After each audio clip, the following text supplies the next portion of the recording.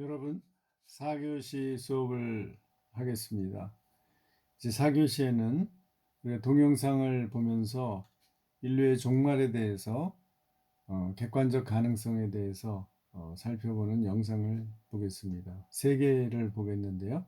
먼저 이 첫 번째 영상은 마태복음 24장 7절과 마가복음 13장 8절에 근거해서 구체적으로 어떤 종류의 그 성경 말씀이 어떤 현상으로 나타날지에 대해서 아주 짧게 묘사하는 그런 영상입니다. 이 마가복음 13장 8절에 이렇게 나오죠. 나라가 나라를 대적하여 일어나겠고 처처에 지진이 있으며 기근이 있으리니 이는 재난의 시작이라. 예수님께서 종말의 재난에 대해서 말씀하신 거죠.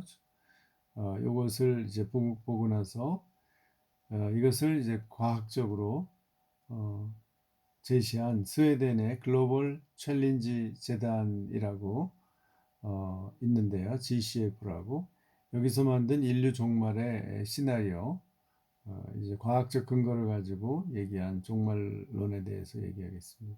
세 번째는 소행성 충돌, 인류가 멸망하는데 가장 그 가능성이 크다고 얘기가 되는 소행성 충돌을 통한 인류의 멸망, 이 세 가지 영상을 보겠습니다. 여러분, 인류의 종말에 대한 철학적인 논의가 있을까요?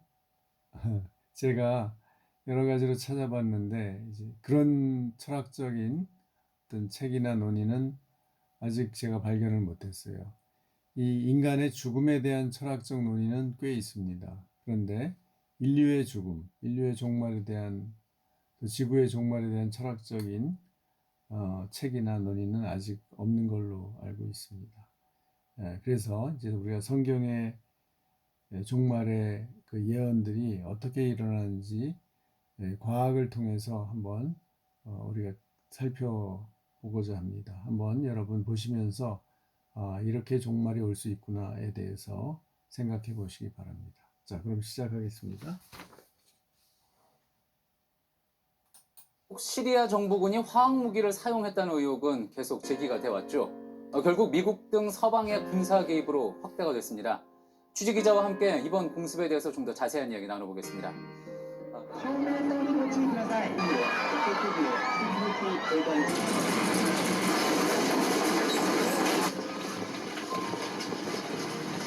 하늘을 뒤덮은 수많은 메뚜기 떼들. 이들이 지나간 곳은 순식간에 코로나19 발 세계 경제 침체 우려가 심화되는 가운데 큰 변동성을 보이며 큰 폭으로 하락했습니다. 세계 각지에서 코로나19 피해가 속출하고 있습니다. 미국 감염자가 10만 명을 넘어선 가운데 이탈리아에서는 하루 사망자가 900명 넘게 발생하고 확진자 수는 중국을 넘어섰습니다.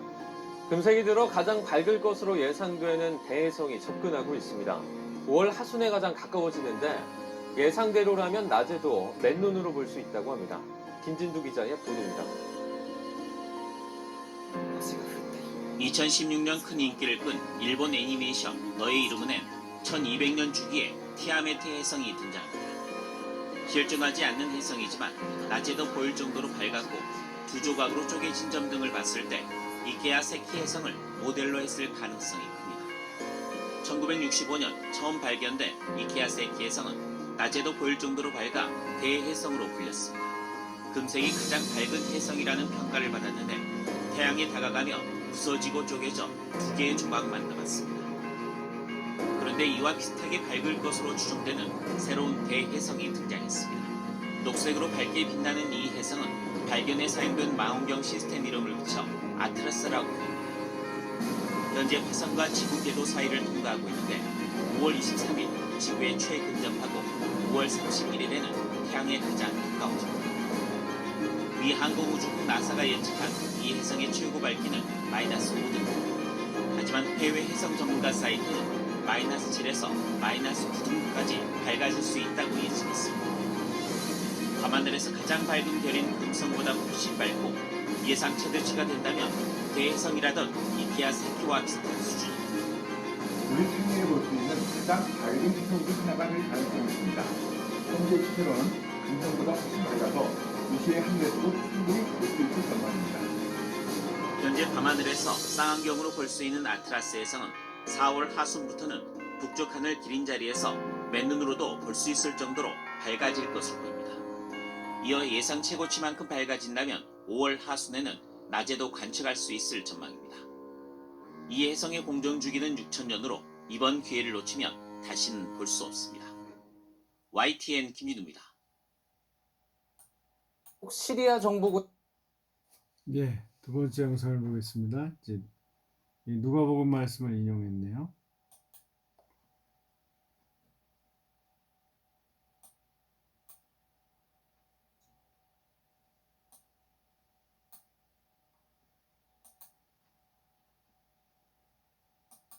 스웨덴의 글로벌 챌린지 재단은 전 지구적 재앙을 부를 수 있는 위험 요인을 매년 조사해서 발표하고 있습니다. 여기서 전 지구적 재앙이라 함은 전체 인류의 10% 이상을 죽음에 이르게 할 수 있는 것을 말합니다. 올해 보고서에서 꼽은 세계 10가지 종말 시나리오를 지금부터 알려드리겠습니다. 1. 핵전쟁. 가장 먼저 꼽은 건 핵전쟁입니다. 제3차 세계대전이 일어난다면 그것은 핵전쟁이 될 것이라고 많은 사람들이 예측했었으며 실제 냉전 시대는 핵전쟁의 위기 속에서 살아가던 시대였습니다. 지금은 핵전쟁의 가능성이 많이 줄어들었다고는 하지만 만약 핵폭탄이 투하된다면 반경 4km 안의 생물 치사율이 80에서 95%입니다. 더 끔찍한 건 그 뒤에 오는 핵겨울입니다. 핵먼지가 햇빛을 가려 기온을 크게 떨어뜨리며 4에서 5년에 걸쳐 최고 8도까지 내려갈 수 있습니다. 당연히 농작물 재배가 불가능해집니다. 많은 영화나 소설의 소재가 될 만큼 사람들의 관심도 높은 편입니다. 2. 생화학전. 이어 생화학전이 두 번째 인류를 멸망시킬 수 있는 후보로 꼽혔습니다. 생화학 무기는 핵무기에 비해 파괴력은 떨어지지만 제조 비용이 핵무기보다 저렴합니다. 대량 살상 무기로서 냉전 시대 미국과 소련은 핵무기뿐만 아니라 생화학 무기 개발에도 열을 올렸습니다. 대규모로 쓰인 적은 없지만 국지적으로는 전쟁에서 많이 쓰였으며 특히 시리아 내전은 화학무기의 참상을 잘 보여줬습니다. 이라크 후세인 정권 하에서 생화학 공격을 받은 쿠르드족 거주지는 아직도 높은 바람일로 고통받고 있으며 작물도 제대로 자라지 못하는 죽은 땅이 돼버렸습니다. 3. 기후변화. 전 세계 곳곳에서 기후변화로 인한 이상징후가 나타나고 있습니다. 산업활동으로 배출되고 있는 온실가스는 이미 지구의 기온을 1도 높였습니다. 2도가 넘으면 지구 곳곳이 더 강력하고 잦은 홍수, 가뭄, 한파, 태풍 등 이상기후에 직면하게 됩니다. 그런데 3도가 넘게 상승할 가능성이 이미 30%를 넘는다고 합니다. 과학자들은 기후변화로 인한 재앙을 막을 수 있는 시간이 12년밖에 남지 않았다고 경고하고 있습니다. 4. 생태계 붕괴. 인간 활동이나 자연재해가 생태계 붕괴의 원인입니다. 자연엔 스스로 회복하는 힘이 있지만 한계가 있습니다. 일부 과학자들은 이미 한계점을 넘었을지도 모른다고 말하고 있습니다. 수많은 동물이 멸종하여 1970년대 이후 척추동물 개체수는 58%나 감소했으며 우리가 발견하기도 전에 멸종했을 것이라고 생각되는 생물도 무수히 많다고 예측하고 있습니다. 지금 이 순간도 많은 생물들이 멸종의 위기에 서 있습니다. 생태계 기반이 빠르게 무너지고 있습니다. 5. 전염병. 집단 생활을 하는 인류에게 전염병은 큰 위협이 되어 왔습니다. 인류는 6세기 유스티아누스 역병과 14세기 흑사병 두 차례에 걸쳐 당시 세계 인구의 13에서 16%가 목숨을 잃는 경험을 했습니다. 최근에도 조류독감, 신종플루, 메르스 등의 전염병의 유행으로 사람들은 목숨을 잃고 있으며 과거처럼 백신이나 치료제가 없는 전염병의 대유행으로 많은 인류가 목숨을 잃게 될지도 모른다는 두려움을 가지고 있습니다. 사람들에게 인기 있는 좀비 소설, 영화 등도 결국 전염병인 좀비 바이러스가 온 세계에 퍼져 사람들의 대부분이 죽게 된다는 이야기인데요. 전염병의 공포에 대한 이야기라고도 할 수 있습니다. 도시화와 세계화, 내성 박테리아의 등장은 전염병의 확산 위험을 더 높이고 있습니다. 6. 소행성 충돌. GCF의 보고에서는 12만 년에 한 번꼴로 일어날 수 있다고 말합니다. 과학자들에 따르면 소행성은 공룡 멸종을 비롯해 3차례의 대멸종에 관여했습니다. 소행성 충돌로 인해 당시 공룡을 비롯한 전 지구의 생물종 70%가 사라졌습니다. 공룡을 멸종시킨 것보다 10분의 1 크기의 작은 소행성에도 수억 명이 희생될 수 있다고 합니다. 7. 화산 대폭발. 고생대 폐등기 대멸종의 원인입니다. 인류가 경험한 가장 큰 대폭발은 7만 4천 년 전에 일어났으며 가장 최근에 일어난 대폭발이 2만 6,500년 전에 있었습니다. 대폭발은 1만 7천 년에 한 번꼴로 일어난다고 합니다. 하지만 인류의 예측 능력은 빈약하기 짝이 없어서 앞으로도 화산 대폭발이 언제 일어날지에 대해서는 아무도 모르며 예방법 또한 전혀 모르는 실정입니다. 내일 당장 화산 대폭발이 일어나더라도 인류가 할 수 있는 일은 사실상 없다고 합니다. 8. 태양지구공학. 태양지구공학은 성층권에 에어로졸을 쏘아 태양으로부터 오는 빛과 열을 우주로 돌려보내는 기술입니다. 2019년 상반기에는 하버드대 연구진에 의해서 지표면으로 들어오는 태양빛을 줄여 지구온난화를 늦추는 실험이 추진됩니다. 빛을 잘 반사하는 방해석 미세입자를 상공 20km 성층권의 100g가량 살포해 반경 1km의 반사층을 형성한 뒤 지구로 들어오는 태양빛의 감소량과 온도 변화, 미세입자와 대기 중 화학물질의 상호작용 등을 관찰할 예정입니다. 지구공학 실험을 실제 지구 환경에서 수행하는 것은 이번이 처음입니다. 그러나 양날의 칼입니다. 이로 인해 지구 기후나 생태계가 불안정해져 또 다른 재앙을 일으킬 수 있다고 합니다. 9. 인공지능.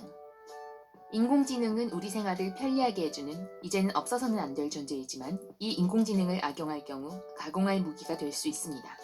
현재도 인공지능에 대한 낙관적인 전망과 비관적인 전망이 맞서면서 논란이 되고 있는데요. 인공지능이 발전을 거듭하여 인류 전체의 지능을 뛰어넘는 초지능이 만들어지거나 인류가 대항할 수 없는 순간이 왔을 때 인공지능이 인류의 멸망을 초래할 수 있다는 것이죠. 영국 옥스퍼드 대학에서 강한 인공지능이 출현하게 되는 수십 가지의 시나리오를 시뮬레이션 했을 때 인류 멸망이라는 결과가 나왔다는 연구 결과도 있었습니다. 10. 아직 등장하지 않은 위험들. 보고서가 꼽은 마지막 위험은 아직 등장하지 않은 위험들입니다.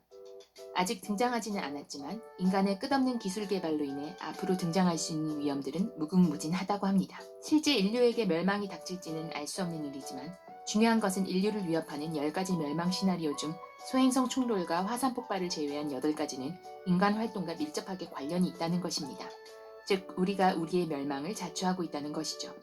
1만 2천 년 동안 안정적이었던 자연 환경이 인간의 활동으로 인해 최근 50년 사이 급변했습니다. 보고서에서는 앞으로의 50년이 인류의 향후 1만 년을 결정할 것이라고 예측했습니다. 지금까지 인류 멸망 10가지 시나리오를 살펴보았습니다. 재미있게 예, 마지막으로 소행성 충돌의 영상을 보겠습니다.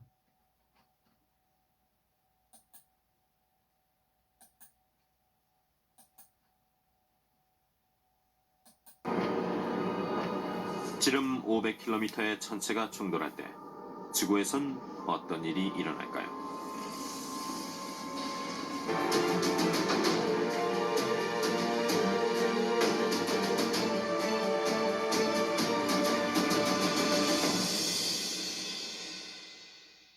지구 물리학을 전공한 과학자의 감독하에 모의 실험을 했습니다. 천체의 크기나 그 충돌의 영향을 알아보기 쉽게 하려고 현재의 지구에서 충돌이 있었다고 가정합니다.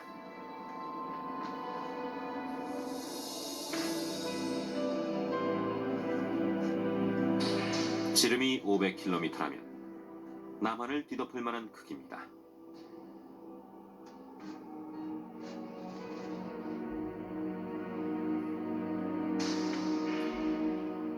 낙하 지점은 일본으로부터 남쪽으로 1500km 지점의 태평양으로 정했습니다. 천체의 속도는 시속 72,000km. 하지만 천체가 워낙 거대하기 때문에 으스스할 정도로 느려 보이는군요.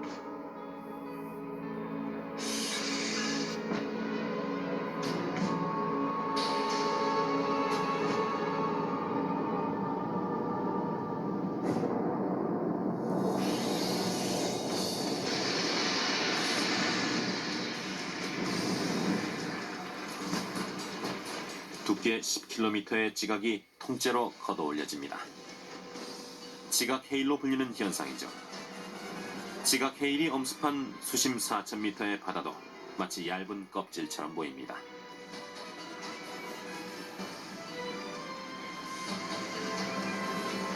크기가 1km나 되는 거대한 파편들이 솟구쳐 오릅니다.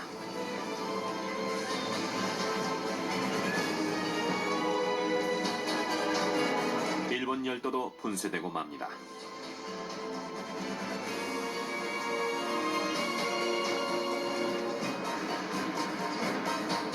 수천 킬로미터 높이로 날아간 파편들은 대기권을 돌파해서 우주 공간까지 도달한 후 또다시 지구로 쏟아져 내립니다.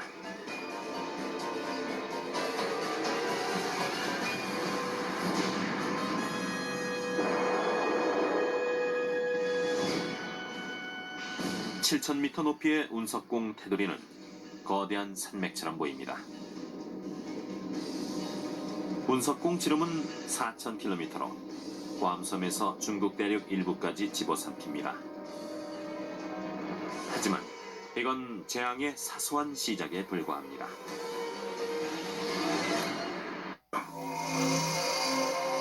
천체 충돌 직후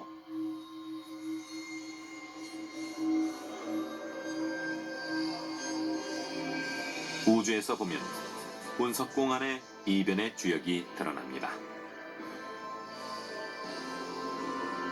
장렬하듯이 빛나는 거대한 덩어리. 이것이 기체가 된 암석인 암석증기이며 그 무게는 무려 1000만 메가톤입니다.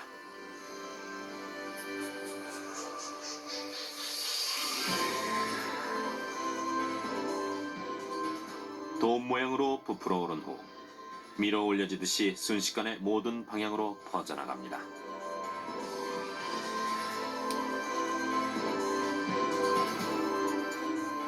지금의 지구로 추정하면 일본 남부 해저에 낙하한 지 3시간여 만에 암석 증기는 히말라야 산맥에까지 이릅니다.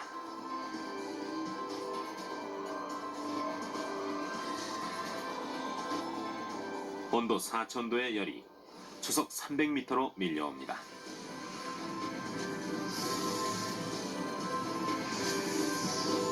암석 증기로 뒤덮인 가운데 눈은 순식간에 녹은 후 강을 만들 틈도 없이 증발해버립니다.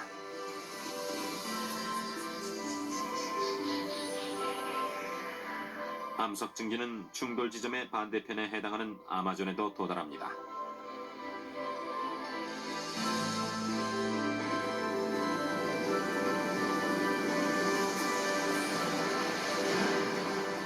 고열 때문에 나무가 차례대로 자연 발화해서 밀림은 눈 깜짝할 새 불바다로 변합니다.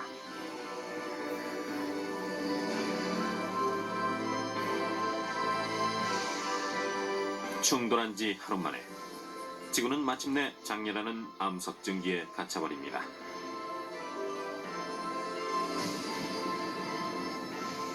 암석 증기는 1년 가까이 지구 전체를 뒤덮고 맙니다.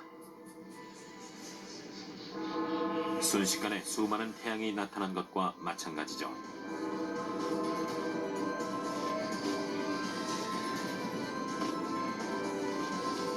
생명의 요람 바다도 변동에 휩싸입니다. 암석 증기에 뒤덮인 직후 해수면은 거품이 격렬하게 이입니다.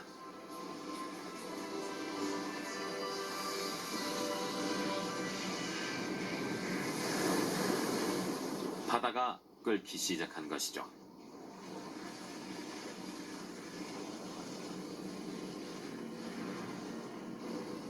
극심한 증발에 의해 해수면은 1분에 5cm라는 맹렬한 속도로 줄어듭니다.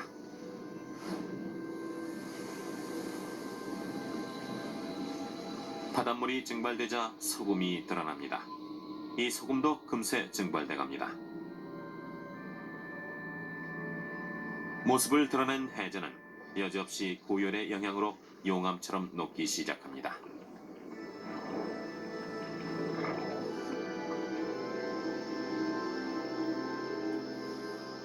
충돌로부터 약 한 달 후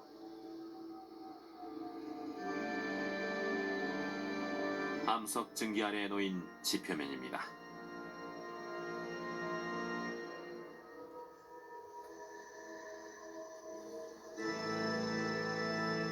평균 수심 4000m의 바다가 흔적도 없이 사라졌군요. 지름 500km인 천체와의 충돌. 이는 생물을 모조리 멸종시키는 무시무시한 일입니다. 지구는 생명을 감싸 안는 자상한 어머니가 아닌 대변동을 거듭하며 생명에게 시련을 안겨주는 엄한 아버지 같은 존재였습니다.